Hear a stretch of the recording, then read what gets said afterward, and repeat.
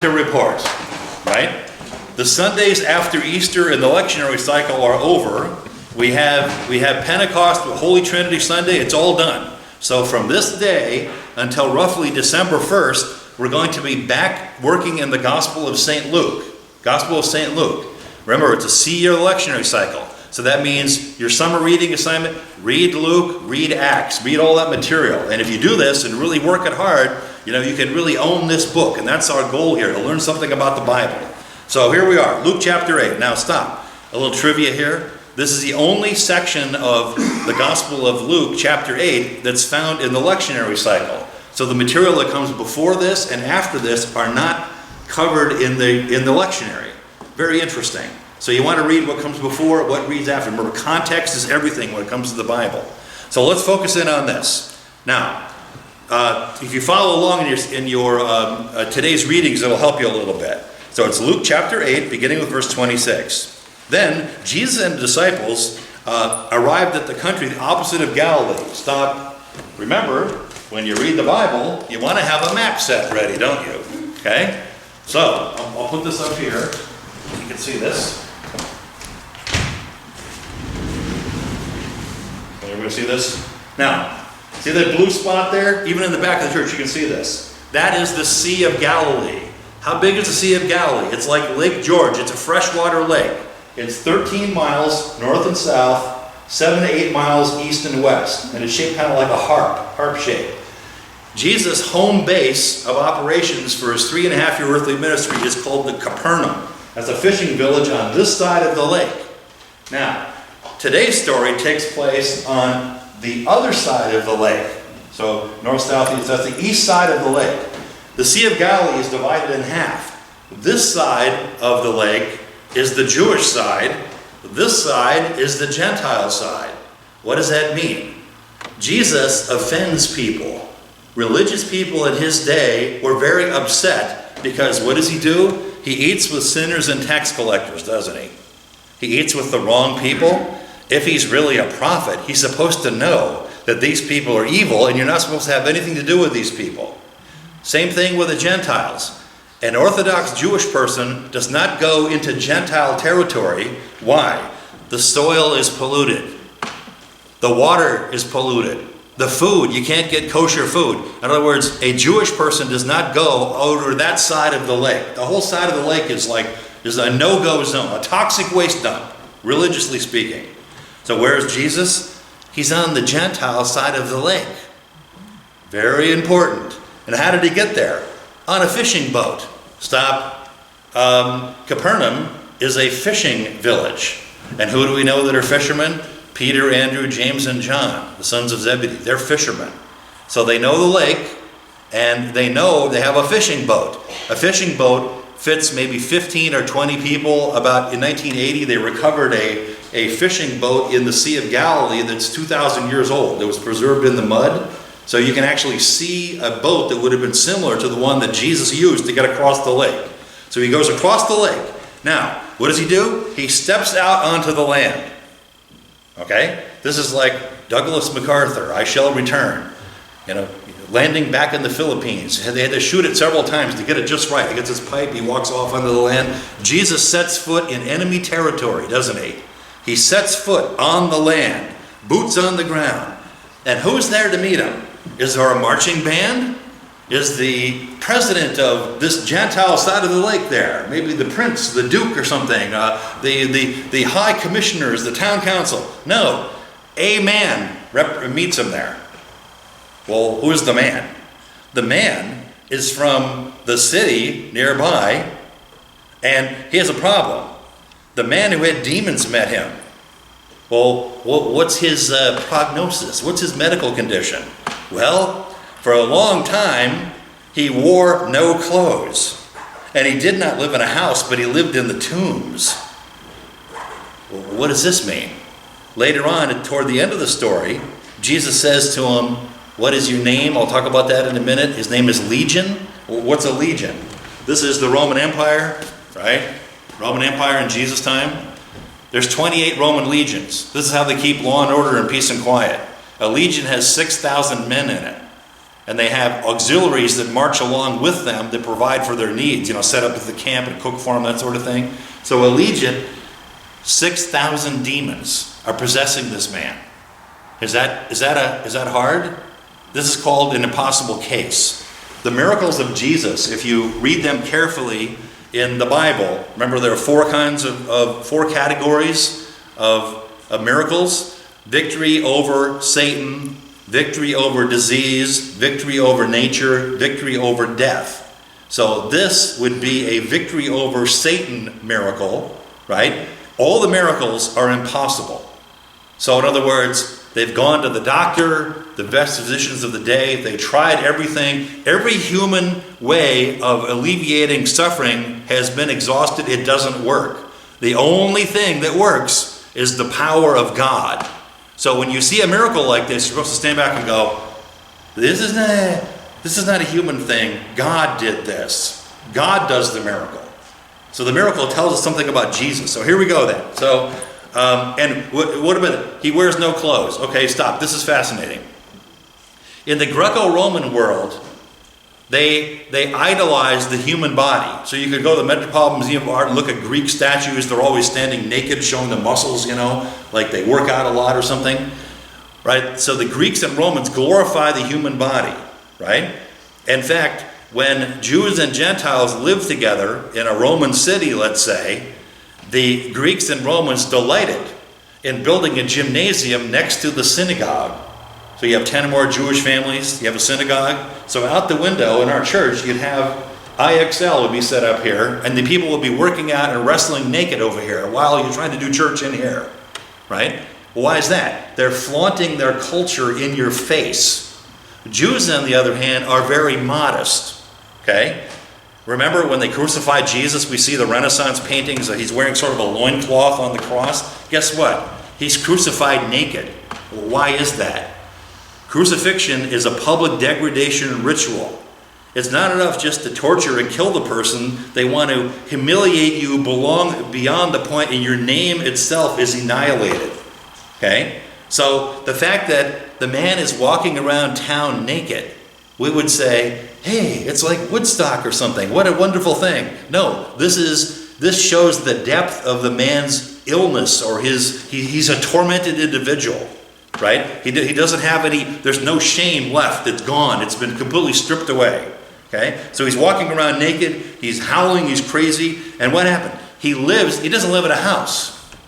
Where does he live? In the tombs. Again, most of us, this goes right over our head. Where do I live? I live in the middle of 3 cemeteries. I have 1,000 dead people around here. And again, you know this. I love the dead people. I get along better with them than I do with the congregation. These are great neighbors here. Honestly, I like it here, right? I really do. But if we were living in a Jewish world, this would be considered a very strange thing. Why? Tombs and graves are considered like a defiled region. Okay? Remember Jesus says, whited sepulchres, remember that? You probably heard that in the Bible somewhere. In the ancient world, they would take whitewash and they would paint the tombs so that if you're walking along, you won't fall into the tomb and be defiled with dead man's bones. Dead man's bones is like a worst case scenario. It's like a septic tank or something. It would be like the ultimate horror would be living in the tombs. Okay, so where does this man live? He lives in the tombs. Why is that? He's alienated everybody. His friends, his family, his neighbors. Every living person is offended when they see this guy coming. The only people that he can relate to are the bones of the dead. They're the only people that'll accept him. So what is he? He's like the walking dead. He's a walking dead man. No friends, no family, clan, tribe, nothing. The guy is stripped naked. He has nothing. He brings nothing to the table, right? So he's living in the dead. And what happens then? He greets Jesus when Jesus pulls up on the shore. Think about that.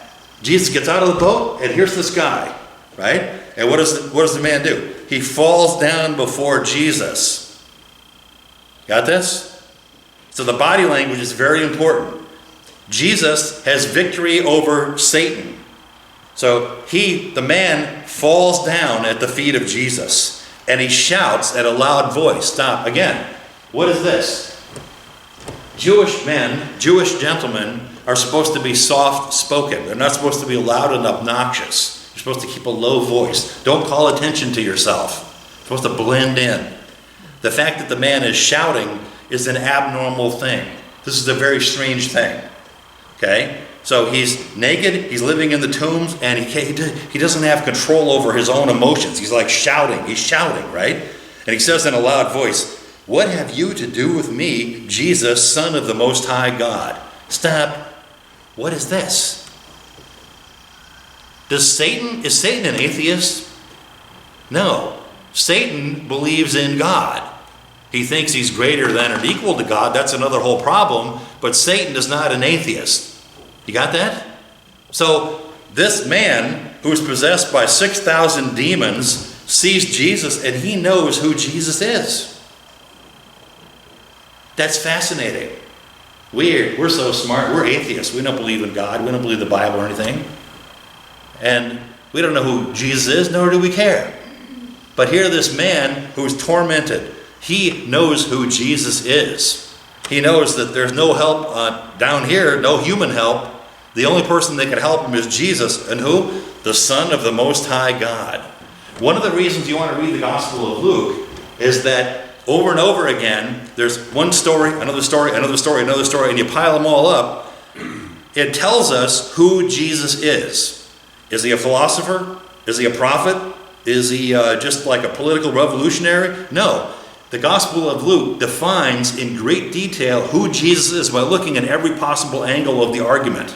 So by the time if you read the whole Gospel of Luke, you're convinced of who he is. So here we have a testimony. This would be called like a hostile witness testimony if you're watching a Perry Mason show.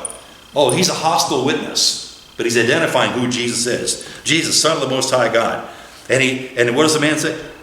The voices say, "I beg you, do not torment me." Why? What do you mean? Look at this. For Jesus had commanded the unclean spirit to come out of the man. Notice, what's the tense there? Jesus had commanded. It's past tense. Is that interesting? So it's a done deal. I think that's delicious. So Jesus already did it. It's done. Now, then we have more details. Now, why do we have details about the symptoms of this man's affliction? Who wrote this book, Gospel? And what's his profession? All right, the beloved physician. So when it comes to people that have diseases in the Gospel of Luke, Luke's sort of like, he can't help himself. You know? Do you ever know anybody who's like a nurse or works in the ER or something? Or yeah, they can't help it. They have to give you a full description of the, of the disease, it's the affliction or whatever. That's what he's doing here. Right? So it's kind of a delicious little detail. So what about it? Well, many times, it's a recurring symptom, right? These demons, they seized him, right? So he couldn't control himself, right? And what happened? His friends, family, clan, and tribe, they tried to keep him under guard. Why? So he doesn't hurt himself and hurt others, okay? And they even tried to bind him with chains and shackles, right? But what happened? He would break free. In other words, he has like superhuman strength, right? Mrs. Isaacs, her favorite show is Live PD. Yeah, you watch that show on TV? They ride with different police departments around the country. And, they pull people over and, and sometimes they get people that are, high on some kind of drugs, and it takes like 5 or 6 cops, big dudes, to wrestle this person to the ground and to put handcuffs on him to secure him, right? Well, this is what happens. They have like superhuman strength. Well, that's this guy. He's so strong. He's like Harry Houdini. He breaks the chains out. And what does he do? He runs off into the wilderness. Now, we would say, oh, that's good. He went camping. Maybe he stopped at Gander Mountain to pick up supplies or something. No. In the ancient world, where are you supposed to live? In a village or in a city. Why? Because your family, clan, and tribe will take care of you. Everybody has a station and a place in life. The young male cousins are kind of the security detail. Everybody lives happily. The worst case scenario is to be alone in the wilderness. Remember the parable of the Good Samaritan? What happened to the man? He's walking through the wilderness and he gets attacked by thugs in the middle of nowhere. If you were reading that in the first century, you would say, well, it serves him right. Anybody who is dumb enough to travel alone in the wilderness deserves what they get. The wilderness is considered an evil place where wild animals, thieves, criminals, muggers, bandits are on the run. There's no police, no Roman government there. So you're supposed to stay in the city. When the man runs into the wilderness, he's running away from the authority of the family, clan, tribe, the government, the civilization. He's running off into the wilderness because it's the only place that he can exist, like a wild animal. The poor man, right? So Jesus says to him, what is your name? Stop. I've told you this before. It's very important. When you read the Bible, you have to say, okay, it's 2019. It's written 2,000 years ago. So you have to go back in time and go, why would Jesus say to this man, what is your name? Now, in the ancient Near East, I'm talking about Jewish, Christian, and Islamic culture. So there are folk legends there. You know the story of Aladdin and the lamp? You watch Disney movies with the grandkids, don't you? Right? What happens if you're wandering through the desert and you find a lamp buried in a sand dune? What do? You dig out the lamp. What do you do with it? You rub the lamp, and then what happens? A big purple guy comes out in the smoke, and he's standing like this. The first thing that you do before you start giving your wishes, I wish to pay off my credit cards. I wish to hit the lottery, whatever. I wish that Pastor Mark would have a helicopter landing pad next to the parsonage so we could Before you do that, you want to say, what is your name? Now, why is that? Why do you want to know the genie's name? Because in the ancient Near East, the name, if you know the name of something, you have power over that being. Right? So we always want to ask for the name. So here he says what is your name? Does this work? Fortunately, I teach college. Right? That's a good thing. I don't teach like junior high, like veterans here, younger kids. What do you do if you have a kid that's acting up? You say their name, don't you? You say, Jimmy, or something, whatever the kid's name is. And it has a power. You have power over the kid if you can name the name, right? And those of us that are parents, I've been on the receiving end of this before. My middle name is David, So when my mother would say, Mark David Isaacs, what does that mean?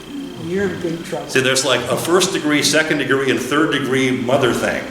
So when you get up to Mark David, that's a third degree mother. That means you're dead. You're in big trouble. It's not even wait till your father gets home. It's death penalty at this moment. Like you've had it, right? When you invoke the name. So that's what's going on here. What is your name? So he has the name. That means Jesus has power over these legion of demons. See that? Because he knows the name, right? And they say, what is your name? Legion. Again, legion is 6,000 demons, right? And Satan is a sick freak, right? And the name Legion is an ironic, obnoxious, twisted, sick name. Israel, the Jewish people, are an occupied country since 63 BC. They're infested with Roman legions marching around, rubbing their face in it, letting them know that they're nothing. The Roman Empire is everything. They're possessed by a legion, aren't they? So this is like a sick, twisted Satan thing. Legion of demons possess you, right? And so what do they? Notice this, verse 31. These are the legion of demons, begged Jesus not to order them back into the abyss. This is a 3-hour lecture. What's the abyss? The abyss is a place that's mentioned in apocalyptic literature, especially Revelation, the book of Jude, right? And it's a place where demons who are roaming around are held prisoner until the trial date, which is the second coming of Christ. So it'd be like Rikers Island or something, before you get sentenced to a state penitentiary upstate somewhere. So the abyss, is it a pleasant place? Hint, avoid going to Rikers Island as an inmate, okay? So the same thing, it's like an intermediate holding place. So they said, please don't send us to Rikers Island. Give us like one of those release things with the ankle bracelet. We would like that. No, we don't want to be sent to Rikers. So they're begged, right? Now, what happened? in the hillside that's right over here. Remember, it's the wrong side of the lake, the Gentile side of the lake. There's a herd of swine. And what are they doing? They're feeding, right? And the demons begged Jesus, let us enter this swine herd. So Jesus gave them permission. Then the demon came out of the man, 6,000 of them, and they entered into the swine herd, and the herd rushed down the steep bank into the Sea of Galilee, and they were all drowned. Now, we better stop here for a minute. What kind of animals are these? Pigs, right? Swine. What side of the lake is this? This is the Gentile side of the lake. Do Jews eat pork? No. Yeah, they don't eat pork, right? Why? Because it says in the Torah that it's part of the kosher food. They don't eat swine flesh. They don't eat pork, right? Now, why is it the Jews don't eat pork?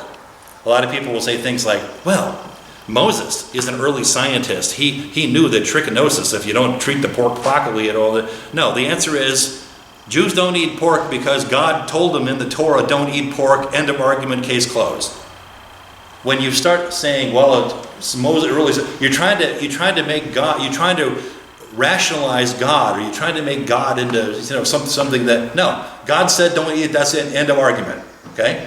Do Christians eat pork? Yeah. Remember the vision from St. Peter in the book of Acts, right? That the sheet comes down and all detestable things, take up and eat. Jesus teaches it's not what goes in your mouth that causes trouble, or what comes out, of your heart that's the problem. Okay, so we eat everything because it's not the food. The food and the day that you worship does not make you a Christian. People don't understand this. I just go, a Christian, yeah. You're people who eat pork and go to church on Sunday instead of not keeping kosher food laws and worshiping on Saturday. So Christianity is what you eat and what day you worship on. No, it isn't. Christianity is we're saved by grace through faith in Christ, not by works of the law. Not by what we eat or what day we worship on. You got that? People don't understand this, right? And I hear this stuff all the time when I talk to people, right? So it's very important to understand this, right? So we're allowed to eat pork. Well, what's the problem then? Okay, look, who's raising the pork? It's close enough to the Jewish side of the lake that maybe there are Jews who are on this side of the lake raising pork. They're breaking the law. Or it could be Gentiles raising pork, okay?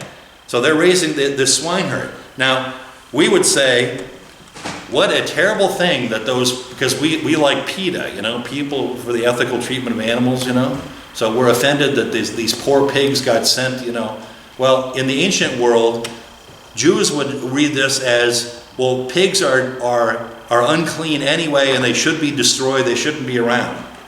So again, it's not a story about ethical treatment of animals, it's a story about the man who had an issue or problem, right? And the demons thought they could get away with it by maybe occupying the pigs, but the pigs had enough sense to know we're going to kill ourselves because it's so horrible to be possessed, we don't want to have anything to do with it. Very, very interesting. So the pigs Jesus and the pigs outsmarted the demons. Even the pigs are smarter than the demons. Isn't that interesting? Right? So they plunge into the lake. Now, when you go to Israel, Nancy, you went there, didn't you? Yeah. You go to Capernaum, you drive around the road, around the side of the lake, and sure enough, you stop here and they say, this is the place where we think this story happened. Right? And it's on the other side of the lake, okay? Very, very interesting. Now, when the swineherds heard this, what did they do? They ran off and they told the city and the country. So, what happened? They ran back into town. Now, why would the swineherds want to report something like this? In the ancient world, shepherds and swineherds are responsible for the flock. So if the whole herd was wiped out, whose fault is it? It's the swineherd's fault. So they want to report this back to the town. And then what happened? The people from the town came out into the countryside to see what had happened. So they came out to check it out. And what happened? They come up and they see Jesus and they find the man who had the demons, what? Sitting at the feet of Jesus. Stop. What's the body language again? Jesus is here. Where's the man? Sitting at his feet. Jesus is above the demon. Jesus is greater than anything that the world or the Satan could throw at you. So the language is very important here. Now, the people came out, right? And they found, what did they find? The man was clothed in his right mind. In the ancient world, in early Christians, you'd be baptized, you'd go into a tank naked, be baptized in the name of the Father, Son, and Holy Spirit, you come out the other side, and you receive a new white garment. You're clothed, a new creature in Christ. This man has a new garment. He's clothed, he has his dignity restored, and he's in his right mind, he's rational once again. And what happened to the people? They were afraid. You got that? Phobia, phobos, phobia. They're afraid, right? And what did they do? Then they went around telling people what had happened. So in other words, they got the story accurately. The man was possessed by demons. He's a well-known person in town, and they can't help it. They're reporting what happened. So they can't say it didn't happen. It really happened, right? Many witnesses. Now, and so what happens then? Very interesting. After talking together, the crowd says, we have a spokesman. Here's what the spokesman says. Jesus, we want you to leave. Why? Because we have great fear. Right? Mega phobos. Great fear. Right? Are they afraid of the demons? No. They're afraid of God. They don't really want God around. Get rid of God. Why? Because the very presence of God disturbs people. Well, can we think of anything that happened in the news like this week at the Supreme Court, a 72 vote? Yeah. There's a cross that was erected after World War I by the American Legion. It's been there since 1919. And it offended people because they have to drive by and look at the cross. So they went into the Supreme Court and they were going to force these people to take the cross down because the cross of Christ offends people. They don't even want to get it out.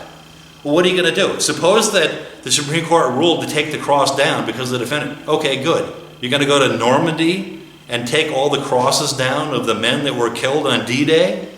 Replace it with maybe like just a pole or something with a name on it? Right? What are you going to do? Go around and change all the war memorials in the United States? Right?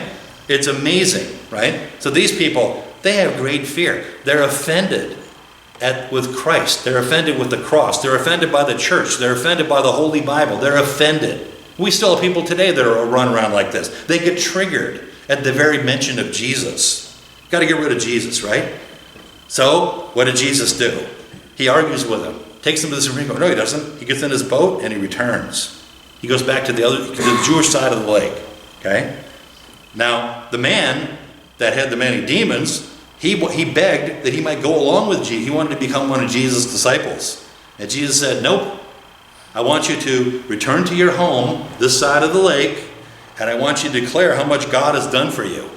So in other words, the gospel of Christ is not only for people on this side of the lake, it's for people on this side of the lake.